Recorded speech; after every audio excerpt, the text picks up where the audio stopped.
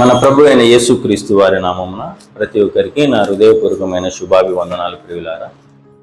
ఈరోజు మన వాక్య ధ్యానాంశమునకై యోహాను సువార్త 3వ అధ్యాయము 19 నుండి 21 వచనాల వరకు మనం ధ్యానించుకుందాం. ఇక్కడ మన ప్రభు అయిన యేసుక్రీస్తు వారు అక్కడున్న పరిసయుడైన నికోదేముతో ఈ యొక్క మాటలను చెప్తున్నట్లుగా మనం చూస్తున్నాం ప్రియులారా. అయితే ఈ యొక్క మాటలు అక్కడున్న పరిసయునికే కాదు, కానీ విశ్వాసులైన మనకును, అన్యజనులుగా ఉన్నవారు వారి యొక్క జీవితాలను సరి చేసుకున్నట్టుకును ఈ యొక్క మాటలు ఎంతగానో ఉపయోగపడతాయి ప్రియులారా. అయితే మన ప్రభువైన యేసుక్రీస్తు వారు అక్కడున్న పరిసయునితో ఏమని మాట్లాడుతున్నాడంటే, వెలుగు లోకమునకు వచ్చిన గాని తమ క్రియలు చెడ్డమైనందున మనుషులు వెలుగును ప్రేమింపక చీకటినే ప్రేమించి. దేవుడిచ్చిన వాక్యాన్ని దీవించిన గాక.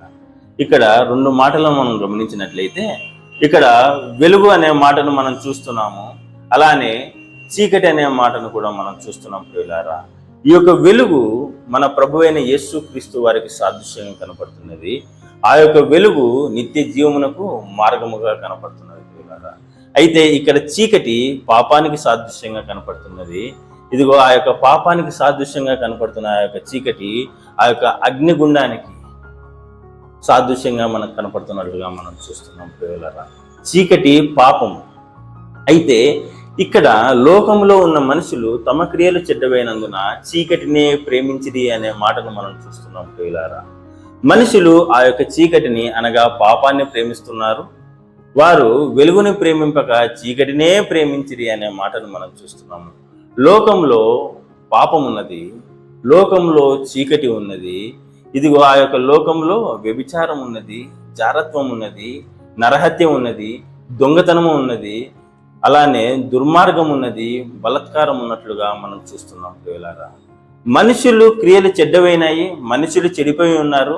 చెడిపోయిన ఆ యొక్క మనిషిని కొరకు మన ప్రభువైన యేసుక్రీస్తు వారు శరీరధారిగా ఈ యొక్క భూలోకానికి రావడం అయితే జరిగింది ప్రియులారా. ఎందుకంటే పైనున్న వచనంలో మనం చూసినట్లయితే, దేవుడు లోకమును ఎంతో ప్రేమించను అనే మాటను మనం చూస్తున్నాం ప్రియులారా. దేవుడు లోకాన్ని ఎంతగానో ప్రేమించాడు. అంటే లోకం అనగా లోకంలో ఉన్న మనిషిని ప్రేమించాడు ప్రియులారా. ఇదిగో మనము ఆయనకు ఆయాసకరమైన జీవితం బ్రతుకున్నను, ఇదిగో సాతాను సంబంధాలుగా బ్రతుకుతున్నాను, ఆయనకు శత్రువులుగా ఉన్నప్పటికీ మన ప్రభు అయిన యేసుక్రీస్తు వారు మనల్ని ప్రేమించాడు ప్రియులారా. ఆయన నిజమైన వెలుగుగా ఉన్నాడు. నిజమైన వెలుగుగా ఉన్నవాడు నిన్ను నన్ను వెలిగించుటకు ఈ యొక్క భూలోకానికి రావడం అయితే జరిగింది ప్రియులారా. అయితే కిందున్న మన వచనాల్లో మనం చూసినట్లయితే, ప్రతి వాడు వెలుగును ద్వేషించును, తన క్రియలు దుష్క్రియలుగా కనపడకుండానట్లు వెలుగునొద్దకు రాడు అనే మాటను మనం చూస్తున్నాం ప్రియులారా. మనిషిని స్వభావం ఎలా ఉంది అని అంటే, ఇదిగో దేవుని యొక్క వెలుగులోకి వస్తే నా యొక్క దుష్క్రియలు కనపడతాయి అనేసి వాడు వెలుగు దగ్గరికి రాకుండా ఉన్నాడు. అనగా క్రీస్తు దగ్గరికి వాడు రావడం లేదు. ఇదిగో బయట మనము సువార్త చేస్తున్నప్పుడు, లేదంటే సంఘంలో మనం వాక్యం బోధిస్తున్నప్పుడు చాలా మందికి ఈ యొక్క మాటలు ఎంతో చేదుగా కనపడతాయి. ఎందుకంటే ఆ యొక్క వాక్యం చెప్తున్నప్పుడు ఆ యొక్క వాక్యము వెలుగులో మనిషిని యొక్క దృష్టిలు కనపడుతున్నట్లుగా మనం చూస్తున్నాం ప్రియులారా. ఇదిగో అందుకే వాడు ఆ యొక్క వాక్యపు వెలుగు నొద్దకు వాడు రాకున్నాడు. అందుకే వాడు క్రీస్తును వాడు ద్వేషిస్తున్నాడు. ఎందుకంటే నీవు వ్యభిచారిగా ఉండకు, నీవు నీ యొక్క పాపాన్ని సరిచేసుకో, నీవు జారత్వం చేయకు, నీ యొక్క బ్రతుకును నీవు సరిచేసుకో, నీవు తాగుబోతుగా ఉండకు, నీ యొక్క జీవితాన్ని నీవు సరిచేసుకో అంటే వీడు నా యొక్క తప్పులను వాక్యం ద్వారా బయటపడుతున్నాడు, వాక్యం వెలుగులో నా యొక్క తప్పులు బయటపడుతున్నాయనేసి వాడు దేవుని దగ్గరికి వాడు రాకుండా ఉన్నాడు ప్రియులారా. అయితే వాడు ఎలా ఉన్నాడు? వాడు దుష్క్రియలు చేయవాడు, వాడు చీకటి సంబంధిగా కనపడుతున్నాడు. అయితే నీ యొక్క బ్రతుకును నీవు సరిచేసుకోవా? నీవు నీ యొక్క పాపం నుండి నీవు బయటికి రావా? నీవు చీకటి సంబంధిగానే నీవు ఉంటావా? అయితే మన ప్రభువైన యేసుక్రీస్తు వాడు నిన్ను వెలిగించేవాడిగా ఉన్నాడు. ఎప్పుడు? నీవు మరలా జన్మించినట్లయితే. ఇక్కడున్న పరిసయుడైన నికోదేముతో ఈ యొక్క మాటలే చెప్తున్నాడు ప్రియులారా. నీవు మరలా జన్మించినట్లయితే నీకు నిత్య జీవం అంటున్నాడు. నీ యొక్క పాత బ్రతుకు ఎలా ఉందో అది నీకు తెలుసు, మన ప్రభువైన దేవాది దేవుడైన యేసు ప్రభు వారికే తెలుసు. అయితే ఆయన యొక్క సన్నిధిలో నీ యొక్క పాపాలను నీవు నీ క్రియలు చెడ్డవైతే నీవు నీ యొక్క పాపాలను వదిలిపెట్టి ఆయన యొక్క వెలుగు దగ్గరికి నీవు రా. దేవుడు నిన్ను వెలిగించేవాడిగా ఉన్నాడు ప్రియులారా. ఎందుకంటే ఆయన నిజమైన వెలుగు. అయితే ఒక మాటను మనం చదివినట్లయితే, సత్యవర్ధనుడైతే తన క్రియలు దేవుని మూలముగా చేయబడి ఉన్నవని ప్రత్యక్షపరచబడినట్లు వెలుగునొద్దకు వచ్చును అనే మాటను మనం చూస్తున్నాం ప్రియులారా. సత్యవర్ధనుగా మనం ఉందామా, లేదంటే చీకటి సంబంధిగా మనం ఉందామా? ఒకవేళ నీవు చీకటి సంబంధిగా నీ యొక్క పాపాలు తెలిసినప్పటికీ నీవు అలానే పాపం చేస్తూ ఉంటే, ఇదిగో నీకు అగ్నిగుండం ప్రియులారా. ఆ యొక్క అగ్నిగుండంలో నీవు మలమల కాలాలి. ఆ యొక్క అగ్నిగుండంలో అగ్గి ఆరదు, పురుగు చావదు, నిత్యము యుగయుగాలు నీవు కాలవలసిందే.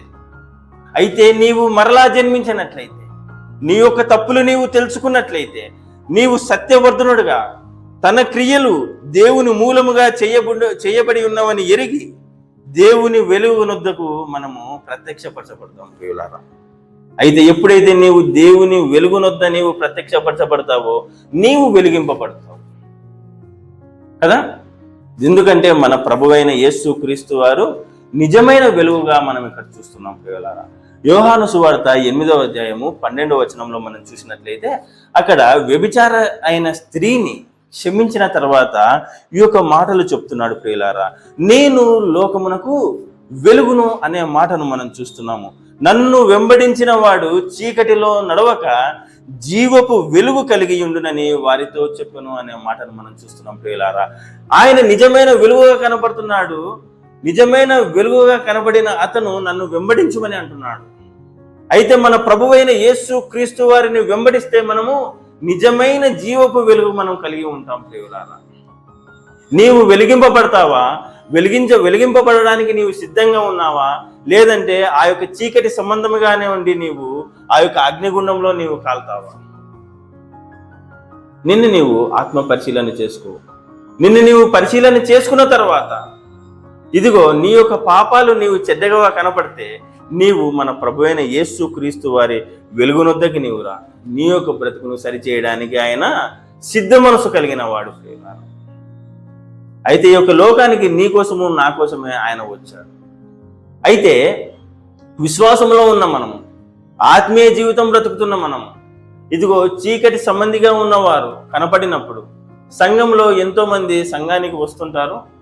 వారి యొక్క జీవితాలు సరిగా ఉండవు. కానీ సంఘంలో ఉన్న విశ్వాసులే, సంఘాన్ని నడిపించేవారే, ఇదిగో వారి యొక్క జీవితాలను సరి చేయడానికి వారు ముందరకు రారు. అది సంఘ కాపరి తప్పు. అయితే ఇక్కడ అపోస్తుడైన పౌలు ఎఫెసీయులకు రాసిన పత్రిక 5వ అధ్యాయము 11, 12 వచనంలో మనం చూసినట్లయితే, అంధకార క్రియలలో పాలివారు కాక ఖండించుడి అనే మాటను మనం చూస్తున్నాం ప్రియులారా. అయితే అంధకార క్రియలలో మనం పాలివారు కాకుండా దానిని మనం ఖండించే వారిగా ఉండాలి. సంఘంలో నీకు అక్కడ అంధకార క్రియలు ఏదైనా కనపడినట్లయితే నీవు వాటిలో పాలివారు కాక నీవు ఖండించు. ఇదిగో నీకు అంధకార క్రియలు నీకు సంఘంలో కనపడుతున్నాను, ఇదిగో సంఘ కాపరి అయిన నీవు వాటిని ఖండించకుండా నీవు దానిని అలానే చూడనట్లయితే నీవు క్రీస్తు, మన ప్రభు అయిన యేసు క్రీస్తు వారికి ఒకానొక టైంలో నీవు సమాధానం చెప్పుకోవాల్సిన అవసరం ఎంతగానో ఉంది. ఆ టైంలో నీవు దేవునికి సమాధానం చెప్పుకోవాలి. అయితే నీవు అంధకార క్రియలను నీవు ఖండిస్తున్నావా? విశ్వాసి అయిన నీవు, సంఘ కాపరి అయిన నీవు, ఇదిగో ఆ అంధకార క్రియలను నీవు ఖండించకపోతే అది నీకే శ్రమ. ఒకానొక రోజు మన ప్రభు అయిన యేసు క్రీస్తు వారికి నువ్వే సమాధానం చెప్పుకోవాలి.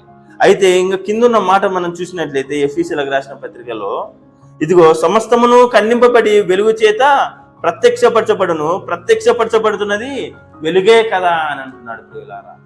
ఆయన యొక్క వెలుగులో మనం ఉన్నామంటే మనము ప్రత్యక్షపరచబడతాము. ప్రత్యక్షపరచబడినది వెలుగే కదా అని ఇక్కడ అపోస్తుడైన పౌలు చెప్తున్నాడు ప్రియులారా. కాబట్టి విశ్వాసులైన మనం కూడా ఎలా ఉండాలంటే అంధకార క్రియలను మనము ఖండించాలి. ఇదిగా ఎప్పుడైతే నీవు ఖండిస్తావో సమస్తమును ఖండింపబడిన తర్వాత వెలుగు చేత ప్రత్యక్షపడును. ప్రత్యక్షపరచబడినది వెలుగే కదా అని ఇక్కడ అపోస్తుడైన పౌలు చెప్తున్నాడు ప్రియులారా. కాబట్టి మన ప్రభు అయిన యేసు క్రీస్తు వారు ఇక్కడ వెలుగుగా కనపడుతున్నప్పుడు ఇదిగో సమస్తము దుర్నీతి చేత నిండుకొని, ఇదిగో మనుష్యులు తమ చెడ్డ క్రియల చేత ఆ యొక్క చీకటినే ప్రేమిస్తున్నప్పుడు మన ప్రభు అయిన యేసు క్రీస్తు వారు నీ కొరకు నా కొరకు ఈ యొక్క భూలోకానికి అయితే రావడం అయితే జరిగింది. ఆయన వెలుగుగా ఉన్నాడు. నిన్ను వెలిగించడానికి ఈ యొక్క భూలోకానికి ఆయన దిగి వచ్చాడు ప్రియులారా. అందుకే అక్కడున్న నికోదేముకు ఈ యొక్క మాట చెప్తున్నాడు, నీవు మరలా జన్మించితేనే కానీ నీకు నిత్య జీవం దొరకదు అంటున్నాడు ప్రియులారా. మనము మరలా జన్మిద్దాము. మరలా జన్మించడం అంటే మన యొక్క పాప క్రియలను మృతము చేసి కొత్తగా నీవు జన్మించాలి. మనం జన్మించడానికి మనం సిద్ధపడతాము. వాక్యం వింటున్న నీవు ఒకవేళ చీకటి సంబంధిగా ఉన్నట్లయితే, నీ క్రియలు చెడ్డవైతే ఆ యొక్క క్రియలన్నిటినీ విడిచిపెట్టి నీవు ప్రభు ఒక వెలుగు దగ్గరికి రమ్మని మన ప్రభు అయిన యేసు క్రీస్తు యొక్క నామంలో నేను ప్రాధేయపడుతున్నాను ప్రియులారా. ప్రతి ఒక్కరూ ఆయన వెలుగునొద్దకు వద్దాము. ఇదిగో మనము మరలా జన్మింపబడి ఆయన యొక్క నిత్య జీవాన్ని మనం స్వతంత్రించుకుందాము. దేవుడి చిన్న వాక్యాన్ని దీవించును గాక. అందరికీ వందనాలు.